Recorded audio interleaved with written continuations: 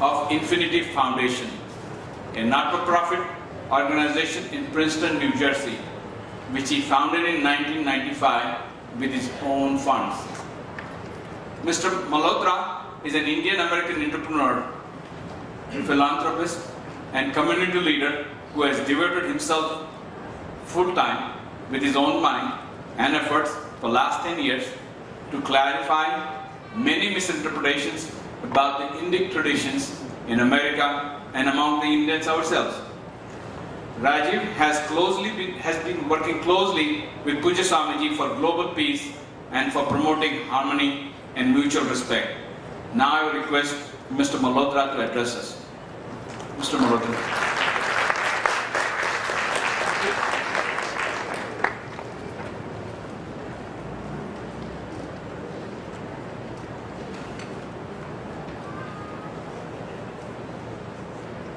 Puja Swamiji, it's indeed an honor to be invited here. I was asked to share a few moments on the topic of Hindu identity. For the past few months, I've conducted several brainstorms, workshops on issues concerning Hindus, both in the United States and in India, including and especially among youth. And based on listening, mainly asking what is on your mind, what bothers you, what do you want to resolve, but listening to a large number of people, I'd like to share with you what I've crystallized as the main issues that we face, so that discussions can start in a very crisp way on these issues. The central overriding issue I have identified, I think we ought to really think about and discuss more, is the issue of Hindu identity. And Hindu identity, I divide into three kinds of issues under the overall Hindu identity. First is a very important question. Why do we even need a Hindu identity? This is a very, very important point that comes up over and over again. And I will focus on this, but let me just deal with briefly the other two. Once a person has crossed the first hurdle of why do we need a Hindu identity, then the second question is, what is the Hindu identity? What does it mean to be a Hindu? Because we don't have one historical event, which is the defining event, which has a canon, which has been frozen and fixed. We don't have that as a available, definable concept. There are many texts. Some people ask me, what is your book? And I tell them we have a whole library. And because of the very nature of revelation and the rishis and the idea of living enlightenment means that we have an inexhaustible supply of enlightened gurus all through our history, and hence a huge corpus of knowledge. So what exactly is my Hindu identity? Is it about a deity? Is it about a Purana? Is it about Vedas? Is it about yoga? This is an important second issue. Only after you've crossed the first issue do we even need a Hindu identity. So once a person is sure we need a Hindu identity, and once they've gone through the second process of defining what is the Hindu identity, then comes the third, which is how do we project this Hindu identity in a respectable manner as Americans, as modern people, as postmodern people, and so on. So these are the three. Why Hindu identity is needed, what is the Hindu identity, how do you project it? So the what, the why, what, and how of the identity, I feel is the main, is a kind of an important issue that Hindus have not dealt with enough. Now the first of these three, why do we need a Hindu identity? That's what I'd like to spend a couple of minutes on. I find that there are three major blockages. When you ask people discuss about Hindu identity, it turns out that there are three major blockages that people have. The first blockage is, will identity be a source of tension, divisiveness? Will it divide us up? Will it create a conflict? And that's a stumbling block. Now, in response to that, what I would offer for you to think about is the following. There indeed are certain kinds of identities in this world which are divisive, because they claim exclusivity. If an identity claims exclusivity, that means for me to be valid, you cannot be valid. For me to be right, for my text to be valid, anything that's different must be invalidated. It has to be dealt with. Maybe with violence, maybe with non-violence, but it has to be dealt with and it cannot be considered valid. Such an identity, of course, creates conflict. And such an identity can, at best, offer tolerance. But tolerance is a very patronizing term. It means that I don't really think you're legitimate, but I put up with you. That's kind of a tolerance. Luckily, Hinduism doesn't have this problem, because Hindus do not claim exclusivity, and Hindus do offer mutual respect rather than just tolerance. In fact, in many interfaith dialogues, they try to have a resolution where everybody says we offer tolerance, we'll tolerate each other. And invariably, I stand up and say, let's edit that phrase, remove the word tolerance, and put in the word mutual respect. It's amazing how much controversy that creates. People are not willing to offer mutual respect because by offering you respect for your religion, I have validated your religion. And when I have validated your religion, then I can no longer claim my exclusivity. And if I can no longer claim my exclusivity, I'm going to be blamed by people in my faith for violating one of my injunctions, one of my requirements. So this business of shifting the discussion from tolerance to mutual respect, it can have a huge cascading effect. And I would like all of you to try it whenever you go to an interfaith issue. Talk about mutual respect and explain why it's not the same thing as tolerance, because mutual respect says you're legitimate in what you're doing and I want you to consider me legitimate as what I am doing in my faith. And this is something Hindus can contribute to the world very proudly as one of the most important contributions the world needs right now, and Hinduism has that to offer.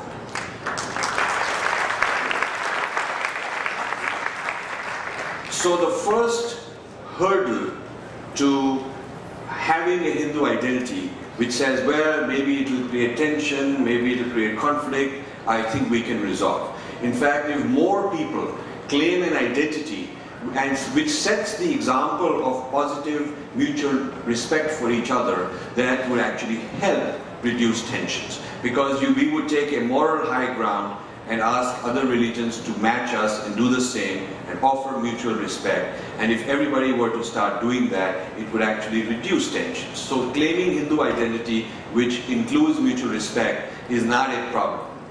So the second issue, the second blockage for having a Hindu identity, which comes up a lot in the conversations, is we're now all Americans. Why does it matter if you're Indian or Japanese or Chinese, and why does it matter if you're Hindu or Muslim? We're all Americans now, so let's not, let's just be Americans. Why do we need all these things? This is an important discussion on the nature of America. First of all, America respects and expects hyphenated identities. I mean, as far as national identities are concerned, there are Irish Americans, there are Italian Americans, there are Hispanic Americans, there are Japanese Americans, there are African Americans. And this is not considered a problem. This is the very fabric of America. This is what makes America distinct and unique. And therefore, for us to also have a hyphenated identity while also being American is not a problem and is not a contradiction.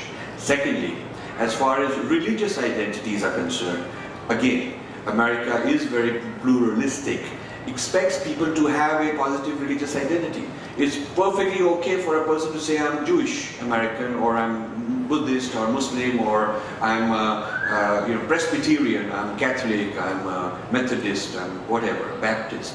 And therefore, it is okay for you as a bona fide American to be a Hindu at the same time, and it does not undermine your Americanness.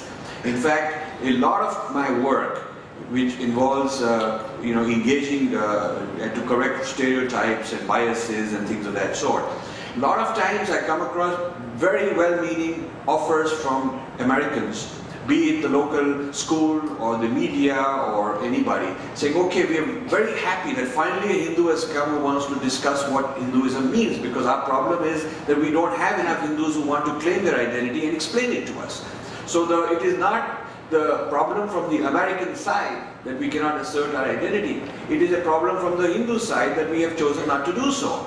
And so if you go to your local media or school or colleges or any place and you want to participate in religious dialogues as a Hindu, very explicitly calling it a Hindu and not some generic spirituality and new age and everything is the same kind of thing, where you're really hiding because you're shameful or fearful, but very positively saying we're Hindus and this is what we stand for, I don't think that in most cases you will experience any resistance. In fact, you will be welcome. So the first obstacle, which was, does identity cause tension, I addressed. The second issue is, does identity conflict with being an American, I also addressed. My third blockage that I come across is the most serious blockage, because that comes from internally within our own tradition. And this is where I really respect Puja Swamiji as one of the exemplars of remedying this particular confusion that a lot of Hindus have, and a lot of Hindu acharyas and gurus and swamis actually propagate this confusion. And this has to do with the following. Recently I was with Swami Jyotimayanand at intergenerational dialogue in Orlando with Hindu kids. And they would always raise the hand up and say, but we were told everything is Maya, so why do I have to be Hindu? I could be a Muslim tomorrow, I could be a Christian, I could be, doesn't matter. Does it really matter? It's all Mithya and it's all Maya. So a quick cop-out. The idea that Advait has taught us non-dualism, and therefore there is no such thing as my identity. We were told that this identity is a stumbling block and we should get rid of it. Indeed, you can quote Advaita to actually reach that conclusion. And the unfortunate thing is that a lot of people do that. And a lot of people, when they're discussing against a Hindu, will quickly put the Hindu on the defensive saying, but see, you are not supposed to have an identity because you believe in Advaita, so there is nothing you can defend. If you try to defend something, then you're not being, you're into Dvaita and you're into dualism. So the Hindu gets very nervous about it. And this is something theological. It's a philosophical issue that our gurus and acharyas really need to take up. You come back and say, well, you know, in the Gita, Arjuna is asked to actually take claim of an identity. There are Kauravas and there are Pandavas. And to carry out his Dharma, he has to take on, he's a Kshatriya. All those are identities. Being a Kshatriya is an identity, being a Kaurav, being a Pandav, that's an identity. He is told, in fact, that you have a work to do. You cannot just, be in the idea of non-dualism, run away from work. Most Indians and Hindus I know, in their mundane life, when you leave this ashram and go back to New York or wherever, you'll be very competitive people. You're not going to say to your kids, you know, flunk the SATs because it's all Mithya. And if you're a surgeon, you're not going to say, you know, whether the patient lives or dies, it's all Maya anyway. And you know, if I got sued, that suing is also Maya. And if they throw me in jail, that jail will actually be just Maya. I think I don't think Hindus are such naive and such moronic people when it comes to their own personal life. Hindus are exceedingly competitive, very sharp businessmen, very skillful negotiators for their own personal stake. When it's their own personal stake, the Hindu is very clear about these matters. So if we cannot bring our gyan into daily life and perform the role in Leela, where you have an identity, because in Leela you have an identity, you are performing Bhagwan's Leela with an identity. In a theater, if you've been casted by the director to perform a certain role, you cannot be mixed up and say, well, you know, I'll perform all the roles. You have to perform that role, because that's what role you have been given. So if you see life as Leela, you've been given a role, that role has an identity. If we don't get this point, then we will be schizophrenic Hindus. There will be a Hinduism in the ashram, and a non-Hinduism blocked out. The Hindu chip will have to be turned off when you go and live your life. Because you'll be told, you'll be thinking, well, you know, now I want to be practical, I have to compete, I have to get my insurance forms, I have to fill out all these things and live in a world where I negotiate with my boss, I want a promotion, I want a good job. All those things require me to have an identity, but since Hinduism tells me not to have an identity, then I turn off my Hindu chip and become somebody else. And then when I go back to the ashram, I'll forget that and jump and turn on the Hindu chip and become non-dual, and everything is happening and everything is safe. This bifurcated non-dualism in one realm when you are with an acharya in an ashram, and then jumping into some other mode which is contradictory, will create a bipolar kind of society, and we have a lot of people who suffer from that. So this issue of living the full life, not only the adhyatmic life, but also the social life, carrying out one's dharma, playing the leela, performing the role, which involves having an identity, and the idea of an ultimate reality which is non-dual, and a provisional reality which is the Kurukshetra and the Karma Kshetra and the Dharma Kshetra, where we have to perform roles, and therefore we have to have an identity. I think this is the central issue, then the central source of confusion, which is preventing a lot of people from claiming Hindu identity. So I'll leave it that with the request that this is an open conversation we ought to start. It is not a simple thing you can fix in 5 or 10 minutes, but this topic itself needs to be on the agenda for Hindu discussions, which I hope Puja Swamiji's leadership will lead us to. Thank you.